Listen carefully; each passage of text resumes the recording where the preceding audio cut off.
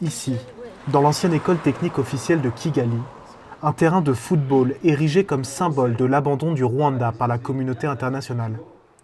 31 ans plus tôt, le 11 avril 1994, près de 2500 Rwandais, majoritairement Tutsis et quelques Hutus modérés, sont abandonnés par la MINUAR, les forces des Nations Unies, majoritairement composées de soldats belges.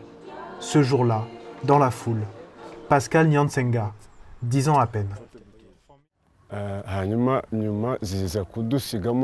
Les casques bleus nous ont laissés aux mains des milices Interahamwe qui rôdaient tout autour d'ici.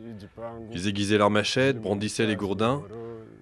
L'un de leurs colonels a dit « Emmenez ces cafards à Nyanza et déposez-les là où l'on met les déchets de la terre. » Comme des milliers d'autres, le jeune Pascal et sa mère s'embarquent dans une marche forcée vers la déchetterie municipale de Nyanza, transformée en abattoir humain. Vendredi dernier, comme chaque année, des centaines de Rwandais, dont Pascal, ont refait ce chemin de croix.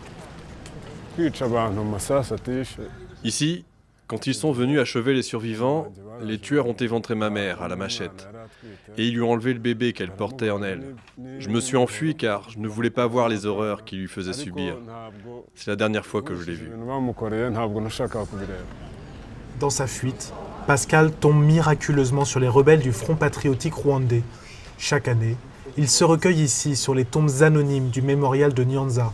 De sa mère, ce lieu ne conserve ni le corps, ni le nom.